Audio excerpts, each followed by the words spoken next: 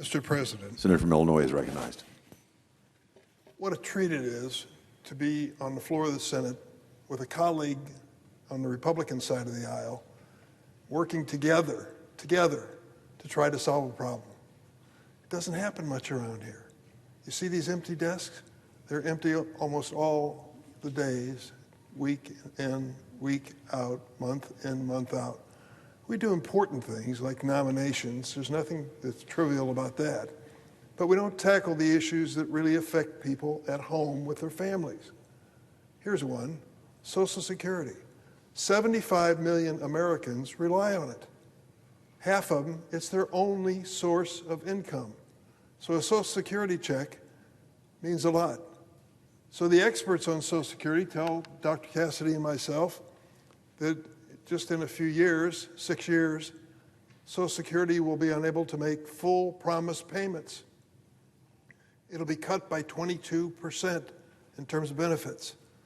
Let's take an example. The average Social Security check now is around $2,400 a month.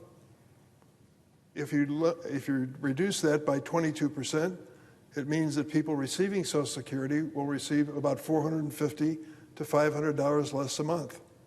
If this is your only source of income, imagine for a moment that $2,400 just lopped off $400, $500 from the monthly payment.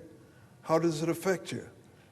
Paying your rent, paying your mortgage, paying your utility bills, paying what it might take at the grocery store to get by. It's going to be a real hardship. As Senator Cassidy said, for the senior citizens of America, it means that those under the poverty level will increase by 50%. We can't let that happen. We have to do something about it. And the bill that I've introduced with Senator Cassidy basically doesn't pick a solution, although we can come up with a couple. It doesn't pick a solution. It just says, don't waste any time. Start talking about it. Start debating it. Let the American people engage in this conversation with you and vote on some alternatives. Now, vote is a word that used to be part of being a senator. Not so much anymore, except when it comes to nominations, there aren't a lot of votes on substantive issues around this chamber. I know a little bit about this. I've given more than half of my life to Congress, 14 years in the House, 30 years in the Senate. I know what you're saying. It sounds like a career politician. Well, maybe I am, and proud of it, and particularly proud of serving in this chamber. I've seen some glorious things happen in this chamber on a bipartisan basis, but it takes a couple senators, maybe more, to stand up and say, we've got to do something that's risky and controversial, but important. This is not the first time I faced Social Security. When I was a member of the House, elected in '82, came to serve in '83, I was told that in a matter of months, Social Security would run out of money. Imagine that. You're a brand new member of Congress, scared to death you won't be reelected, and they tell you you've got to make a big change in the biggest social program in America. Scares you to death. But you know what? We did it. Our goal was simple. 50 years of solvency in Social Security. Can we change Social Security and guarantee 50 years of solvency? We made a lot of changes. And you know what we got for it? 2032. 1983 to 2032, we kept our word, 50 years. It's not too much to ask this Congress to fix Social Security and keep it solvent for 50 years. We can do it. But the longer we wait to do it, the more difficult it becomes. I look back on voting for that, and I thought it was the end of my political career, which was only a few months old. But it turned out no member of Congress, Democrat or Republican, in 1983 and 84 lost an election because they voted for Social Security changes. The American people expect us to make the best choices we can, and they accepted what we did, and we bought 50 years of solvency. That's an amazing thing when you consider how important this program is. And so what Senator Cassidy and I have suggested is a process which basically says we won't go by the old Senate rules.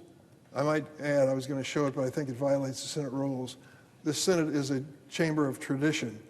Down here, a few of you can see it, is a brass spittoon. Brass spittoon.